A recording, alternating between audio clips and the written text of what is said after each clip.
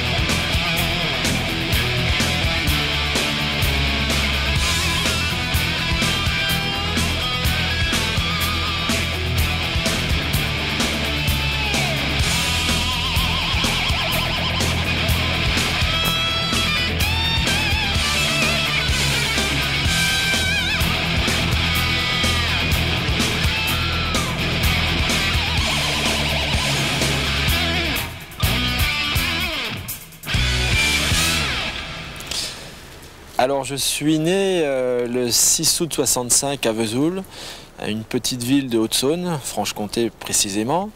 Je suis marié depuis 1988 à Corinne. J'ai 2 enfants, Nicolas qui a 7 ans et demi et Mélanie qui a 4 ans et demi. Je suis venu à l'enduro grâce à mon père. Mon père est un passionné de sport mécanique et donc au moment où il pratiquait le trial, il m'a offert ma première machine, c'était une moto de trial d'ailleurs. Et à 8 ans j'ai eu ma première machine. J'ai roulé très régulièrement, pas en compétition, mais très régulièrement pendant 7-8 ans.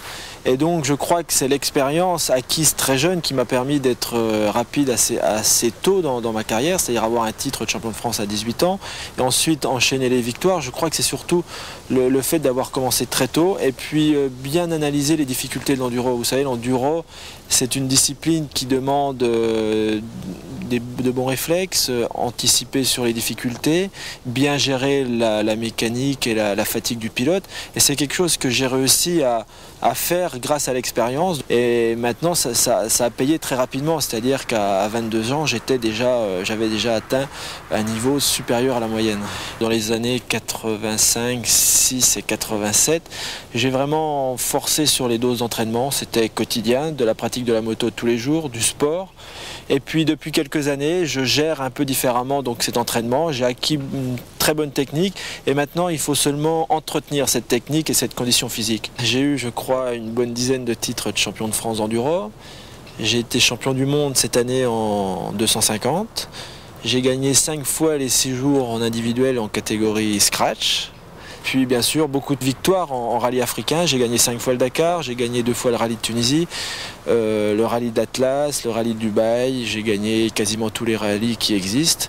La course qui m'a vraiment fait le plus plaisir a été la première victoire au Dakar en 91. C'était une course qui me tenait très à cœur. Ça faisait longtemps que je courais après cette victoire sans pouvoir l'accrocher, donc je l'ai vraiment beaucoup apprécié. Autrement, le titre qui m'a fait le plus plaisir en enduro, ça a été le titre cette année de champion du monde en catégorie 250, qui correspondait au scratch en même temps. Et c'est un titre qui manquait complètement à mon palmarès, et en plus ça a été un titre qui a été très dur sportivement, ça s'est battu vraiment jusqu'à la fin, jusqu'à la dernière manche, et donc forcément ça a été avec beaucoup de plaisir que j'ai décroché ce titre. Je pense être capable de rouler au meilleur niveau encore 3 ou 4 ans et jusqu'à la limite de l'âge pour être vétéran et après on verra.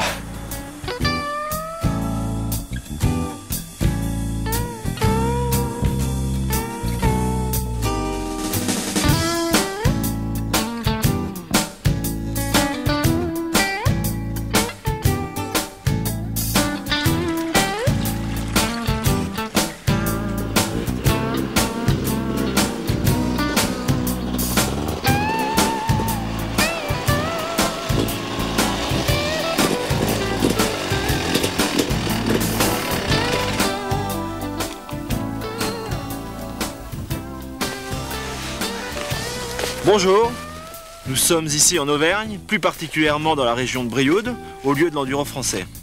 Vous pratiquez ou vous voulez pratiquer cette discipline.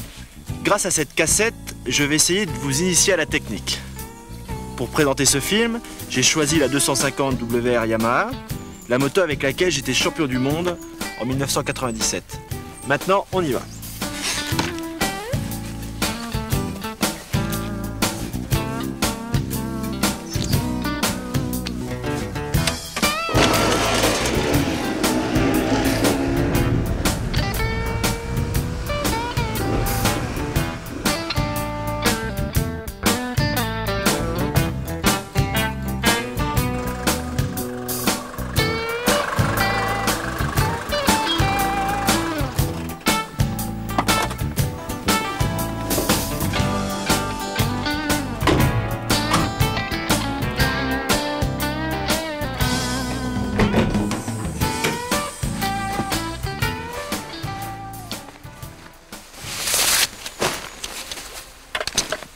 Voilà, nous sommes ici pour préparer la moto avant la course. Vous savez qu'avant chaque course d'enduro, il est nécessaire de faire quelques réglages.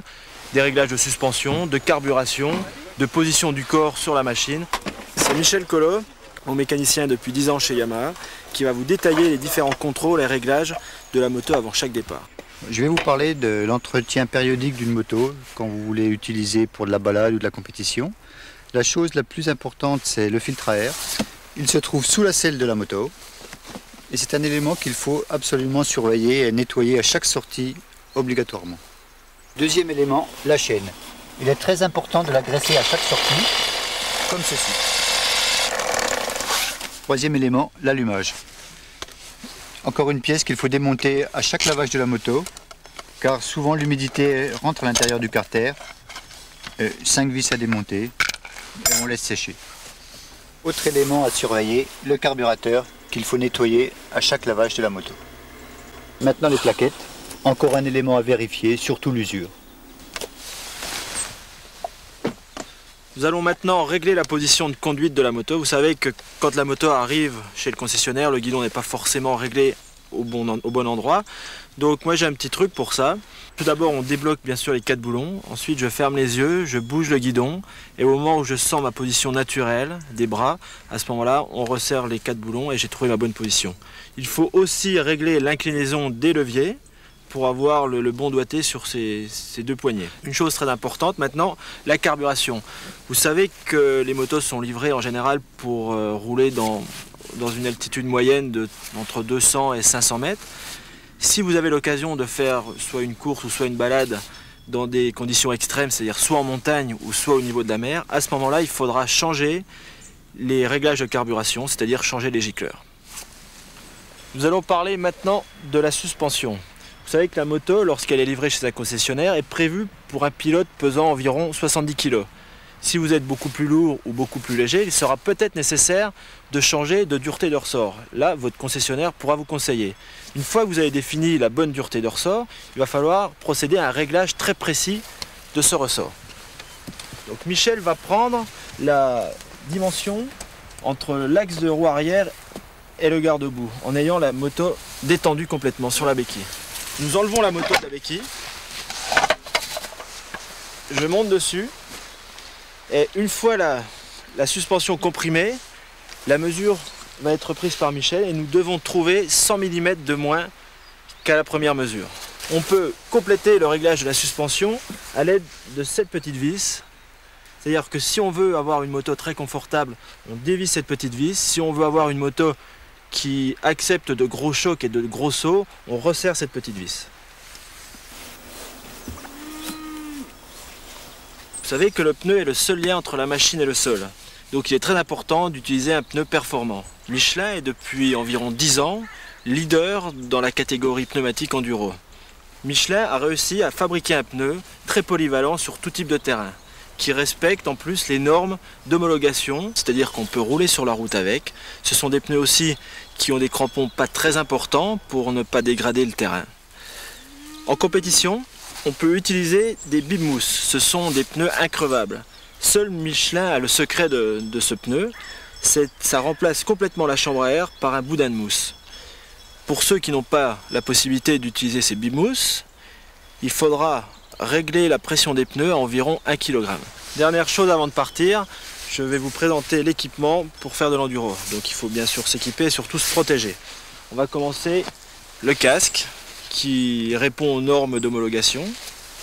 Bien sûr un casque de préférence avec une protection de la mâchoire. Alors la mentonnière sur un casque, c'est très bien de l'avoir parce qu'elle permet en cas de choc de servir de fusible pour ne pas avoir le coup du lapin. Une paire de lunettes qui va vous protéger des projections de boue. Ensuite,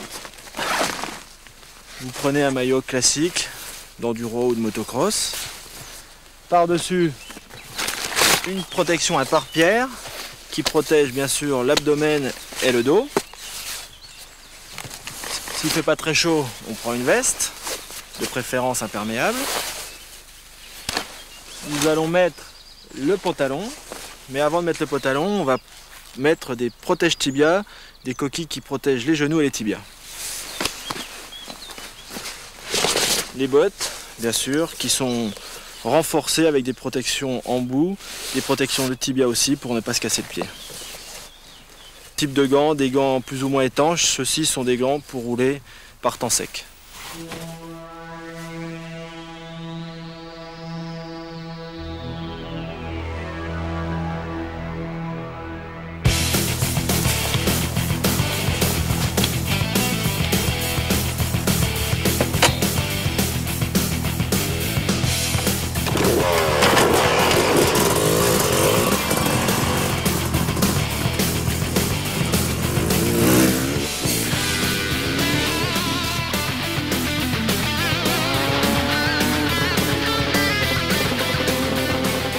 On va parler un petit peu de la position de base d'enduro, c'est-à-dire dans des liaisons très faciles. C'est surtout un moment où il faut se reposer. Donc à ce moment-là, on pilote plutôt assis, les bras très décontractés et surtout en regardant très loin. Sur des chemins plus chaotiques et plus techniques, on va complètement changer la position. On restera à ce moment-là debout sur les repose-pieds. On va se servir des jambes et des bras comme amortisseurs pour absorber les difficultés et on aura un regard très lointain pour anticiper sur les difficultés à venir.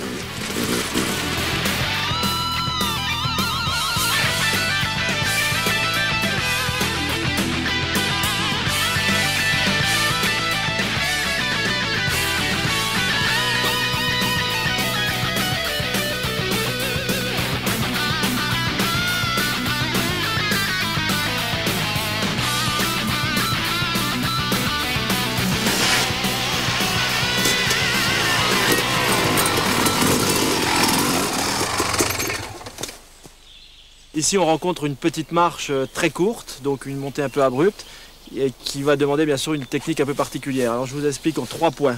La prise d'élan sur ce genre d'obstacle, la prise d'élan est très importante. Ici on a la chance d'avoir un terrain très plat, donc on va en profiter pour mettre un bon coup de gaz ici, pour se présenter dans la difficulté.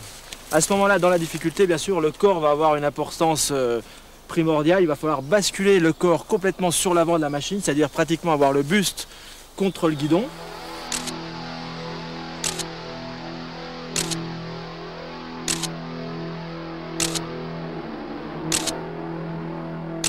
On fait cette partie de la marche avec les gaz quasiment coupés puisqu'on va monter pratiquement sur l'inertie du moteur.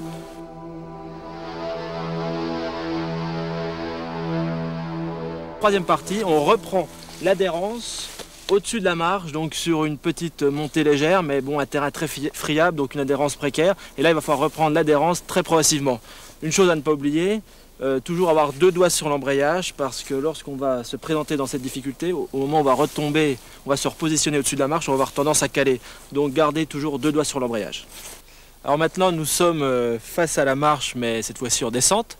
Donc là c'est pareil, une technique bien particulière. Déjà comme c'est une marche qui est assez abrupte, il faut vraiment descendre ça très lentement. Donc la position du corps va avoir beaucoup d'importance, les freins vont avoir beaucoup d'importance. C'est-à-dire nous allons arriver très lentement devant la marche. Au moment où nous allons engager la moto dans la descente, on va positionner le corps très en arrière, c'est-à-dire les fesses vont toucher carrément le garde-boue arrière. Surtout, il ne faut pas toucher le frein avant au moment où on s'engage dans la descente parce que là, on risque de bloquer la roue. Et une fois qu'on a terminé cette descente, on ressaisit les freins et on ralentit la machine seulement une fois la moto à plat. Parce qu'il faut bien reconnaître que là, si on fait une mauvaise manœuvre, on risque de basculer sur l'avant et se faire très mal. Donc il faut quand même être très délicat au niveau du freinage. Dans la phase d'approche, je ne donne pas de coup de gaz superflu.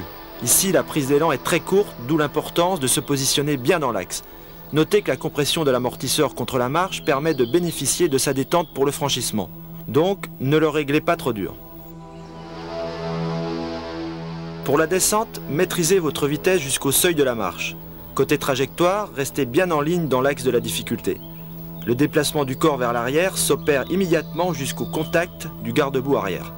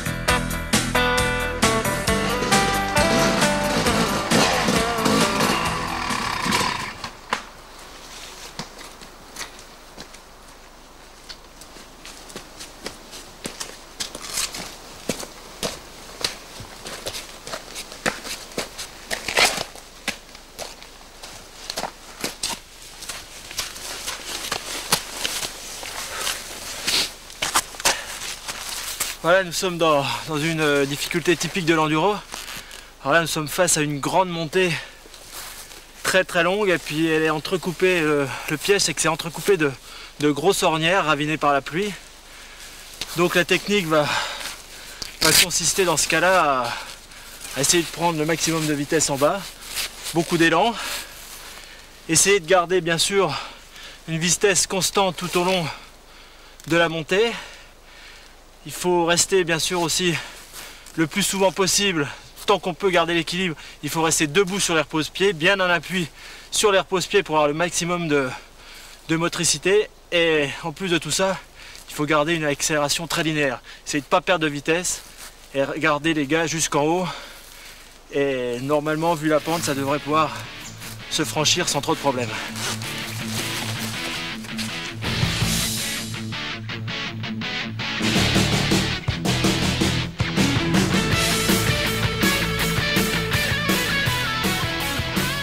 Gérez votre vitesse et votre prise d'élan. Pas de coups de gaz exagérés, mais des accélérations maintenues le plus longtemps possible.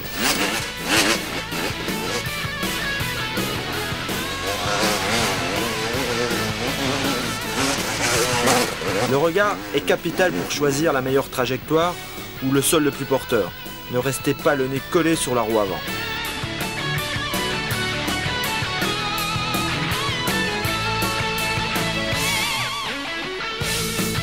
Les jambes sont fléchies. Bien sûr, la position assise est déconseillée. Le buste est très près du guidon. La tête est presque au-dessus du garde-boue avant.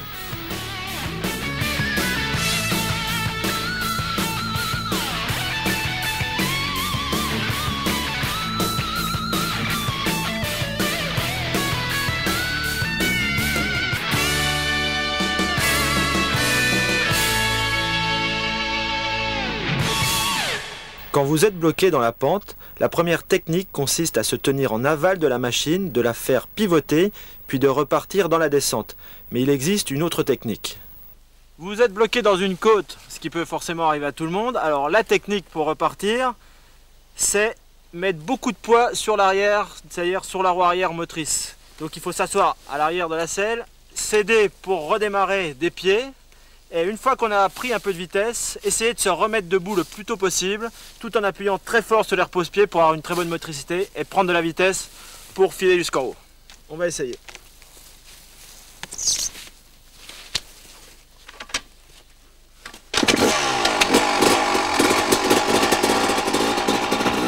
Très rapidement, vous devez retrouver l'équilibre. Et là, les pieds sur les repose-pieds sont indispensables pour augmenter l'adhérence du pneu arrière. Dosez vos coups de gaz, exploitez tous les reliefs du terrain pour poursuivre votre progression. Dernière recommandation, ne vous crispez pas au guidon, restez le plus souple possible. Le buste, les épaules doivent rester mobiles.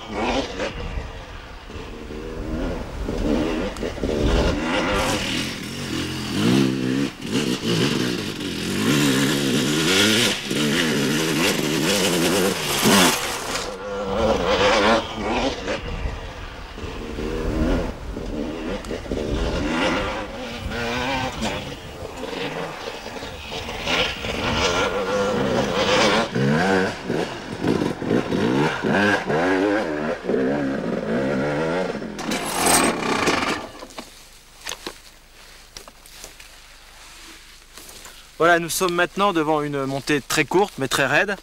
Celle-ci a une particularité, il y a une grosse ornière juste à l'entrée. Il faut surtout regarder très loin pour éviter ce piège et ensuite profiter de cette descente pour mettre un bon coup de gaz et avoir un bon élan jusqu'en haut. Il va falloir bien sûr appuyer très fort sur les repose-pieds pour avoir beaucoup de motricité et avoir quasiment le buste contre le guidon.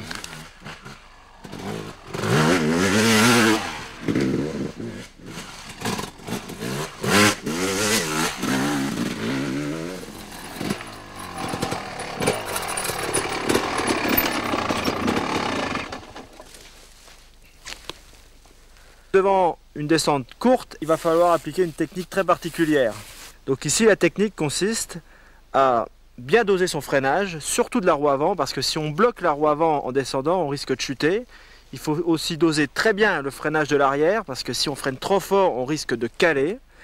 Et en plus de tout ça, il va falloir répartir son corps très à l'arrière de la machine, c'est-à-dire pratiquement avoir les fesses sur le garde-boue arrière. Et de cette façon, tout doit bien se passer.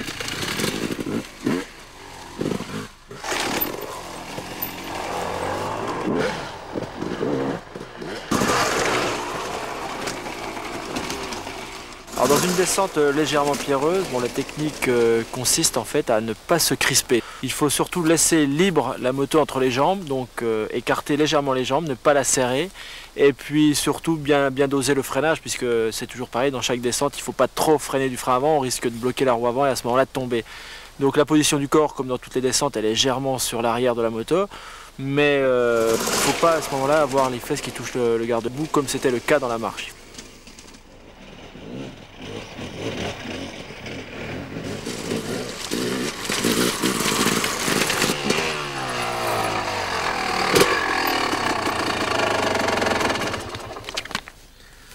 Nous sommes face à une très longue descente, très raide aussi.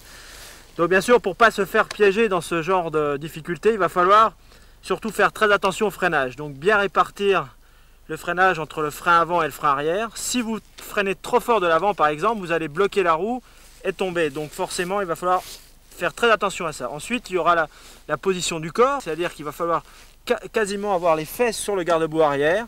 Et surtout, regarder aussi très loin dans le sens de la descente pour éviter tous les pièges qu'on peut rencontrer. Racines, ornières et pierres. Donc on y va.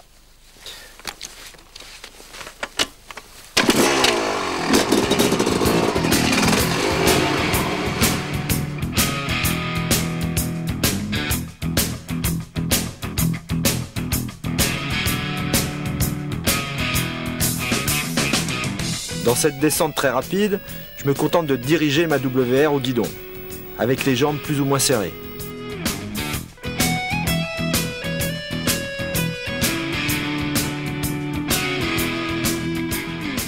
Le regard, comme toujours, se porte sur la prochaine difficulté pour évaluer la meilleure trajectoire et adapter la vitesse.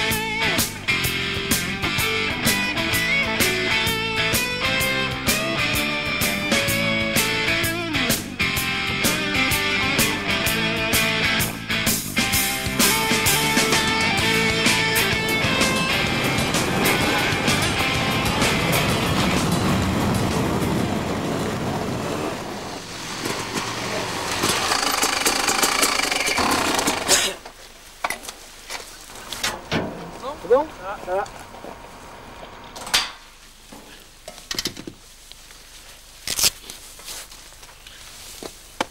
Alors voilà, nous sommes à un contrôle horaire d'enduro.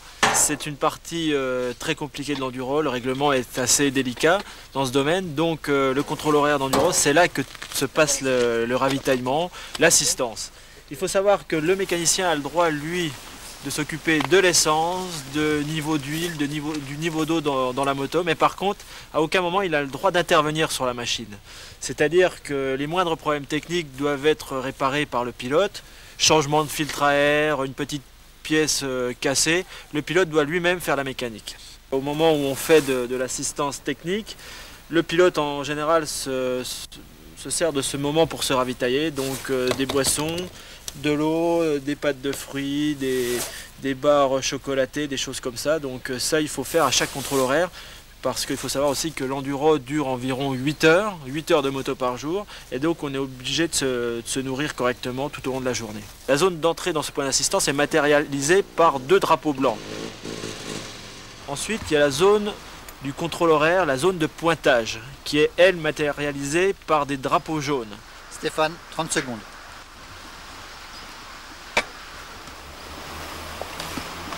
10 secondes. À ce moment-là, dès qu'on l'a franchi, on doit donner son carton et pointer à l'heure idéale. L'heure idéale, bien sûr, c'est un temps donné par l'organisateur, et on a, par rapport à ce temps idéal, on a des tolérances. 1 minute de tolérance avant l'heure idéale et 1 minute de tolérance après l'heure idéale. Donc ça nous laisse un peu de temps pour aller pointer.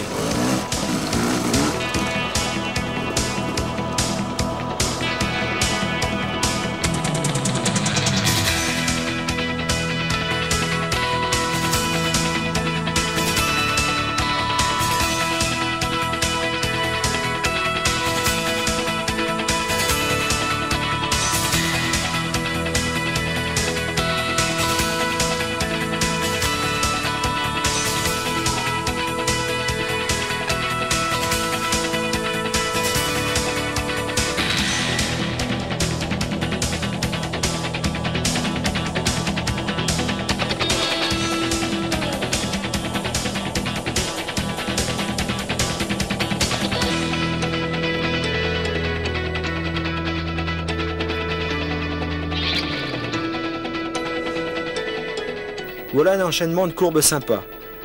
Notez que le contrôle s'effectue debout. La force de l'appui sur les repose-pieds est déterminante. Les genoux serrent le réservoir, le buste bien droit se déplace plus ou moins vers l'avant, les bras sont très souples. Ces mouvements et déplacements du corps sont coordonnés avec les accélérations. Pour un contrôle parfait, toutes les commandes, levier, pédales, doivent être bien réglées.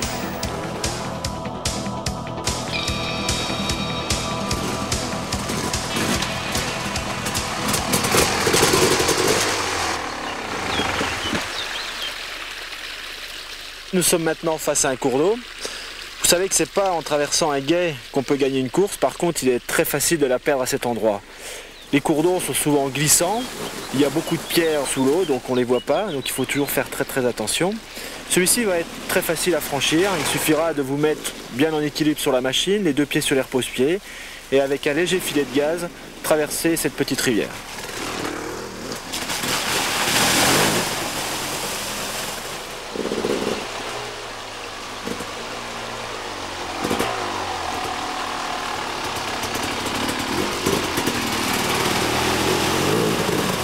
Face à un gué plus profond mais très propre, vous avez la possibilité de le traverser avec les pieds relevés pour ne pas être mouillé toute la journée.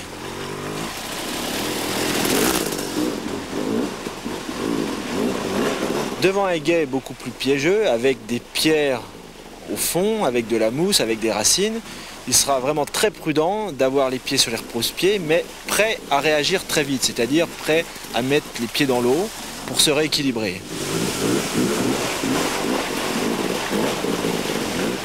Dans des cas encore plus délicats, avec du courant, de la profondeur, à ce moment-là, il sera encore mieux de descendre de la machine et de traverser le gué à côté de la machine.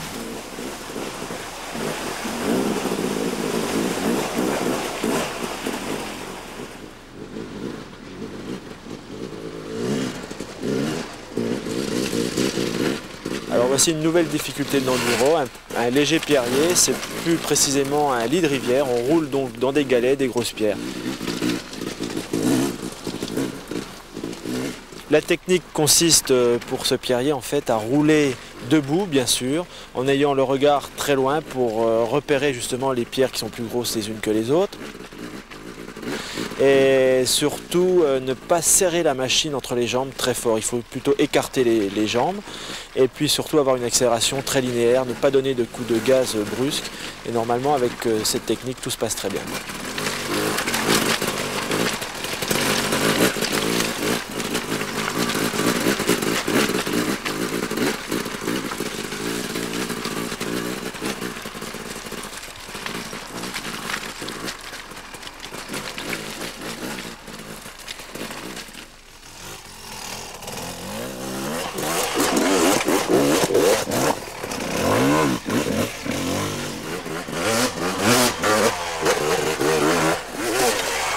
Le franchissement des racines.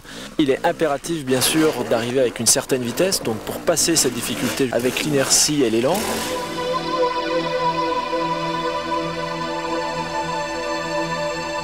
Pour franchir la racine, bien sûr, il faut donner un bon coup de gaz, légèrement cabrer la roue avant.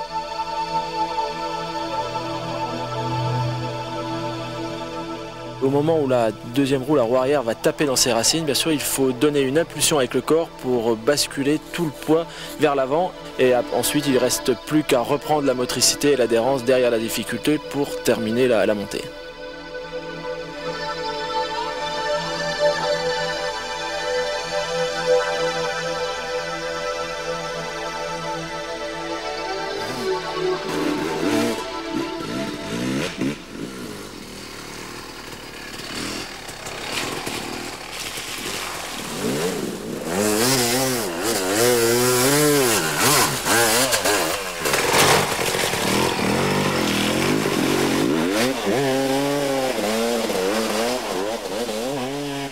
Pour traverser un bourbier, je crois qu'il est très important de marquer un temps d'arrêt avant de s'élancer, choisir la bonne trajectoire, l'endroit où le bourbier est le moins profond. Ensuite, une fois que vous êtes élancé et que la moto commence à s'enfoncer, il faut essayer de garder les gaz ouverts pour essayer de s'en sortir le plus rapidement possible. Par contre, il est vrai que si vous enfoncez de plus en plus, il ne faut pas trop insister, parce que si vous insistez, vous allez être englué dans la boue, et à ce moment-là, ça va être très compliqué pour s'en sortir.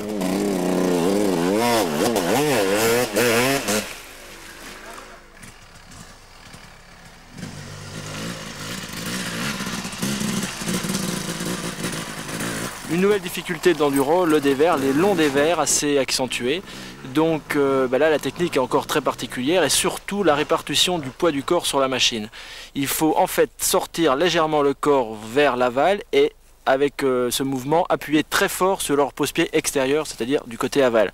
Et bien sûr, avec les gaz, avoir une accélération très linéaire, parce que lorsqu'on est dans un dévers, si on met un coup de gaz très brusque, on va avoir l'arrière qui va glisser dans le trou, et donc là on ne pourra plus se récupérer. Donc une accélération très linéaire, un filet de gaz.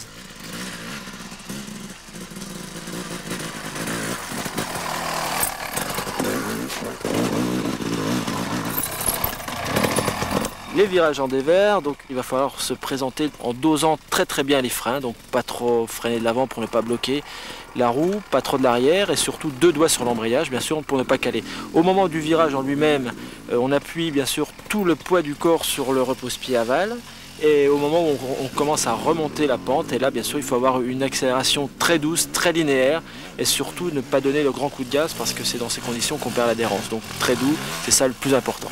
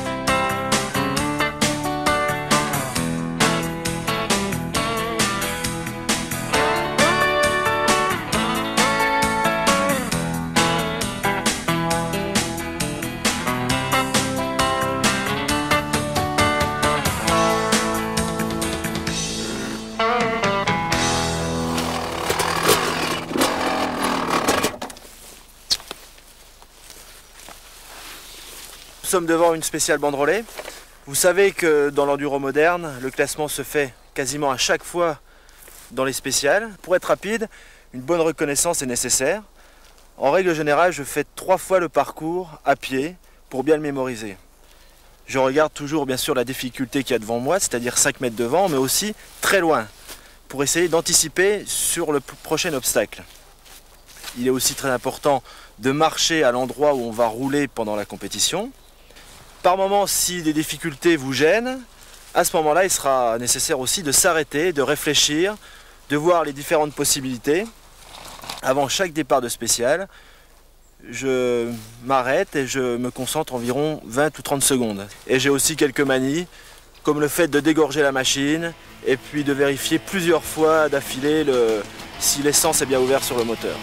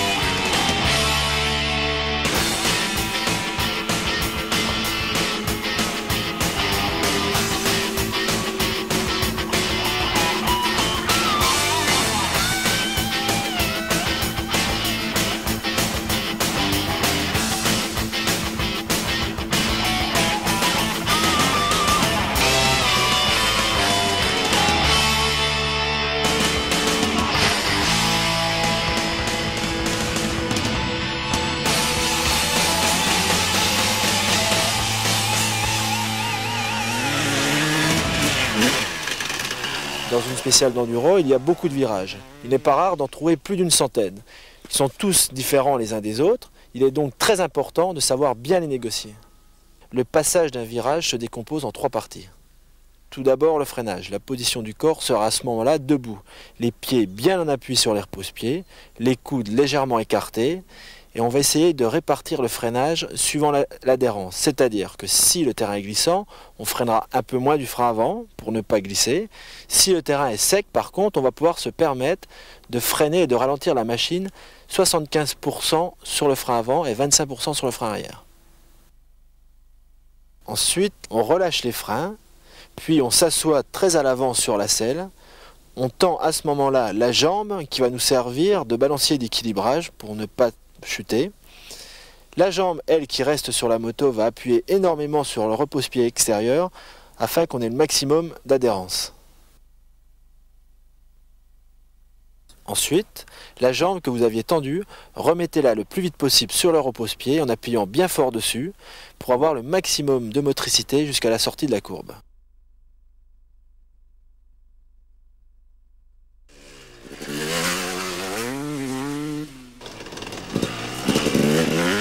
Nous sommes face à un virage en dévers et en plus la particularité c'est qu'il est légèrement en descente. Donc ici il va falloir exploiter le maximum la largeur de la piste, c'est-à-dire que vous allez vous présenter pour votre partie du freinage à l'extérieur du virage, c'est-à-dire contre les banderoles. Vous allez ensuite venir rejoindre l'intérieur du virage en vous positionnant à ce moment-là assis sur la machine et passer à environ 1,50 m du piquet qui marque l'intérieur du virage. En étant assis, vous allez tendre la jambe gauche pour vous rééquilibrer et bien appuyer sur la jambe droite pour avoir le maximum de motricité. Ensuite, nous arrivons dans la partie où il va falloir réaccélérer. Donc il y a toujours un peu de pente. Donc il va falloir accélérer progressivement parce que si vous accélérez brusquement, la moto va décrocher, vous allez partir dans une grande glissade et perdre du temps. Donc à cet endroit, il va falloir commencer une réaccélération très linéaire jusqu'au prochain virage et ensuite enchaîner.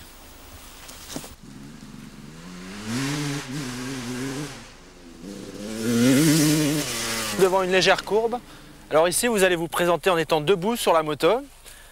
À l'endroit du passage de la courbe, vous allez rester debout, mais surtout être très en appui sur les jambes. Vous pourrez même à un certain moment freiner légèrement du frein arrière pour essayer de stabiliser la machine et éviter qu'elle parte dans une longue glissade.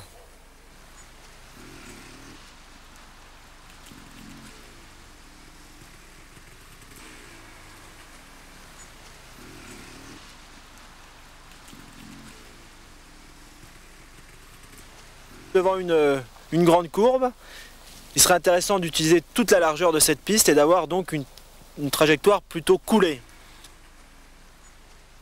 La position des pieds et du corps sera la même que pour un virage traditionnel.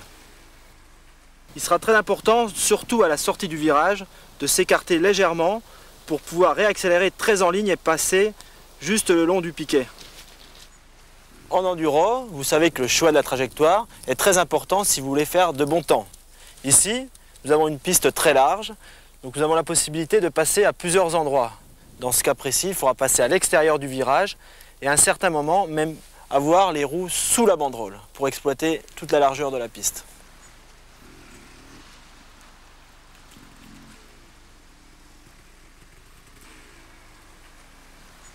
En règle générale, un saut se prend en 3 parties.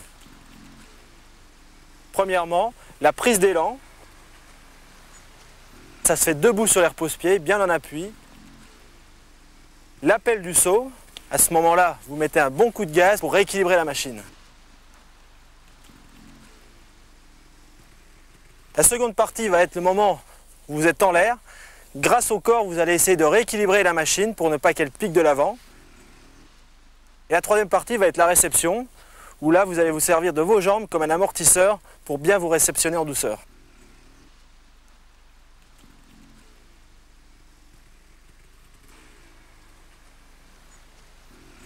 Maintenant, nous sommes face au même saut, mais cette fois-ci en descente. La technique est quasiment la même. La prise d'élan, debout sur les repose-pieds. On met un coup de gaz au moment de sauter. En l'air, le corps va nous servir à rééquilibrer la machine. Et au moment de la réception, c'est les jambes qui vont vous servir d'amortisseur. Une petite chose en plus, on va mettre un petit coup de gaz au moment de la réception pour repartir plus vite.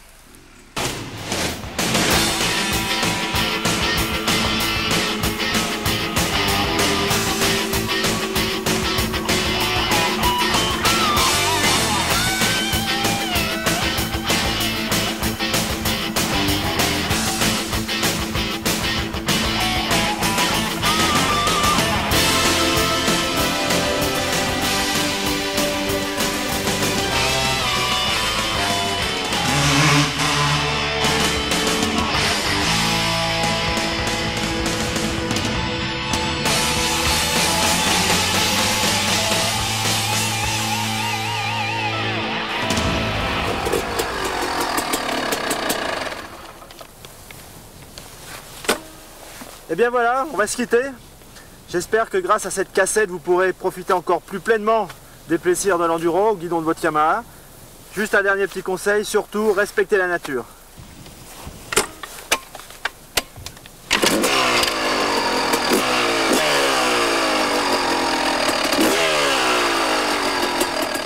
Avant de se quitter, nous allons vous présenter en action la WR 400F et l'YZ 400F. Vous allez aussi découvrir la gamme tout-terrain Yamaha au grand complet avec les 3 nouveautés 98.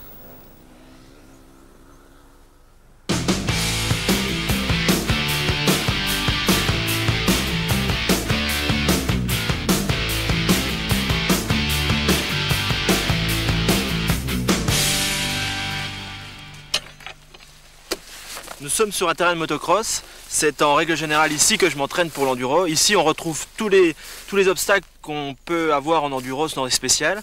Donc c'est vraiment la meilleure base qu'on puisse trouver pour un entraînement. Je pars maintenant avec la nouvelle 400 YZF 4 temps.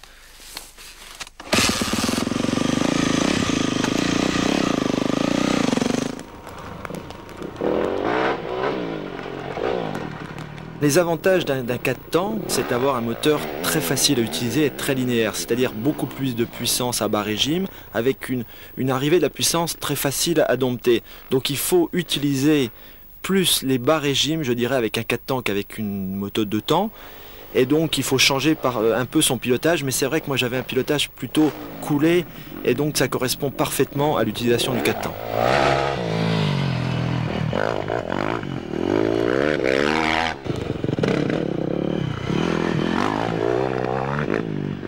Les principales qualités de l'YZ 400F que j'ai piloté à Ambert sont bien sûr la vivacité du moteur. On a une cylindrée de 400 cm3 qui est parfaite pour l'utilisation en motocross. C'est un moteur qui est très vif depuis les plus bas régimes et qui monte très haut dans les tours. Donc ça permet de sortir des virages avec une poussée impressionnante et une facilité d'utilisation remarquable. Au niveau châssis, on a des suspensions qui sont très bien adaptées au motocross, qui permettent d'encaisser des très gros sauts, des très gros chocs, et aussi une suspension qui est très bien faite pour les petites bosses. Donc au niveau motricité dans les trous, on a quelque chose de confortable et qui donne une meilleure traction.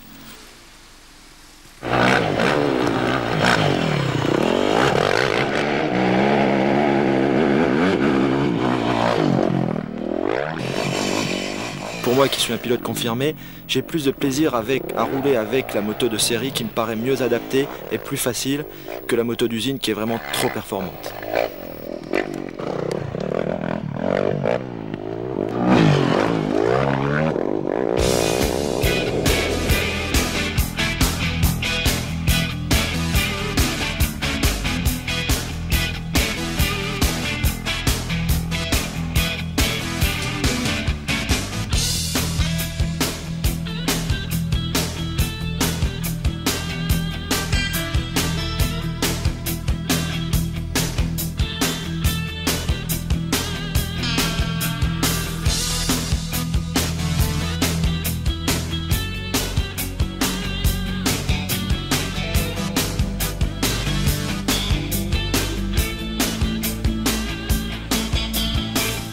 La WR400F offre énormément de motricité grâce à son moteur très linéaire.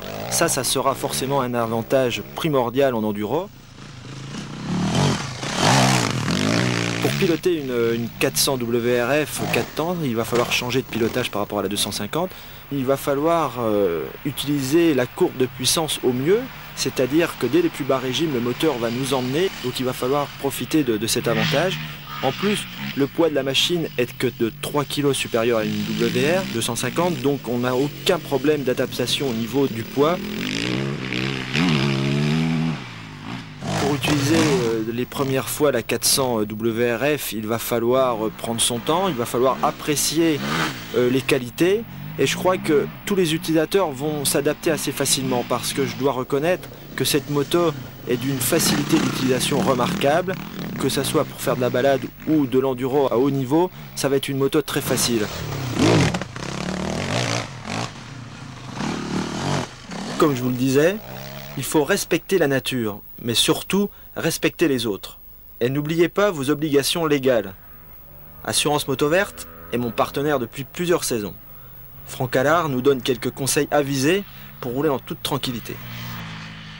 Alors effectivement, en utilisation de la moto enduro-balade, on pourrait peut-être penser que n'utilisant que des chemins privés et des voies non revêtues de goudron ou de bitume, on pourrait se dispenser de l'assurance.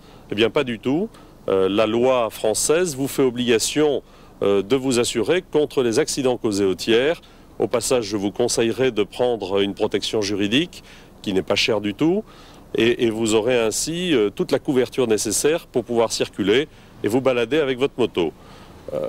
Ce qu'il faut savoir, c'est que cette assurance coûte entre 700 et 800 francs par an. Alors pour la pratique de la compétition en enduro, on pourrait penser là aussi qu'il n'est pas utile de souscrire une assurance vu que l'organisateur a lui-même souscrit une assurance pour couvrir l'ensemble des compétiteurs. Eh bien, point du tout, puisque vous le savez comme moi, qu'au cours d'un enduro, malheureusement, il y a parfois des aléas. Il faut revenir et abandonner et retrouver son assistance. Et dans ces conditions-là, utiliser les voies publiques. Dans l'un ou l'autre cas, enduro-balade, enduro-compétition, il est indispensable et obligatoire, avant de mettre les pieds sur votre nouvelle moto, de passer chez votre assureur, de vous mettre en règle. C'est une précaution, mais aussi une obligation.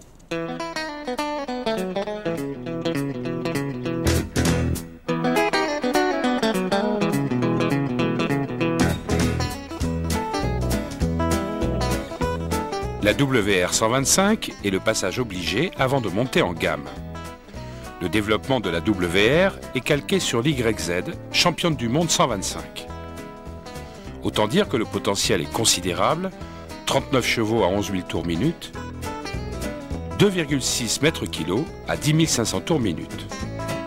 La légèreté, l'allonge du moteur sont des atouts précieux pour ne pas trop tirer sur les bras. Le monocylindre, refroidi par eau, est à la fois plus performant et plus fiable. La WR 125 sera commercialisée et homologuée en version MTT1. Dans sa version enduro, on retrouve tous les équipements, y compris le rotor d'allumage plus puissant.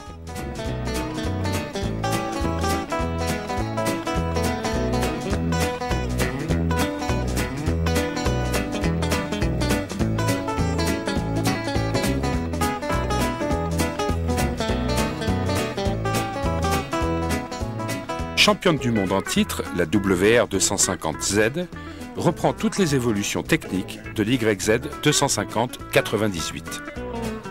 Plus de puissance, plus de confort et un moteur toujours très exploitable sur les régimes intermédiaires. Côté châssis, l'architecture du cadre comme la géométrie de direction sont modifiées afin d'offrir une rigidité et une maniabilité accrues. Tous les composants internes de la fourche modifiés offre désormais une progressivité et un amortissement beaucoup mieux filtré. Le combiné arrière bénéficie d'un plus grand débattement et devient moins sensible à l'échauffement. Le rapport de basculeur est totalement modifié afin d'accroître sa progressivité. Admission, échappement, cylindre, culasse, piston, embiellage pour la puissance s'associe à une valve YPVS encore plus efficace à bas et à mi-régime. Naturellement, les rapports de transmission primaire et secondaire sont spécifiques. La championne du monde, aux mains de Stefan Peter Hansel, s'améliore encore.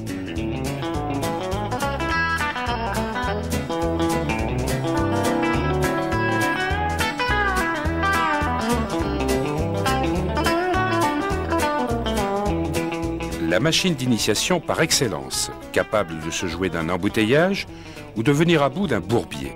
Souple, confortable, silencieuse, bien équipée, la TTR 250R est la parfaite synthèse d'un trail et d'une pure enduro.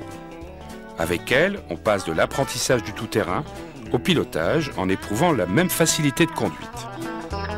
Monocylindre 4 temps, refroidi par air, double arbre à monte-tête, 4 soupapes, 30 chevaux à 8500 tours minute, 2,8 mètres/kg à 7000 tours minute, boîte 6 vitesses. L'équipement de la TTR 250R est complété par un démarreur électrique.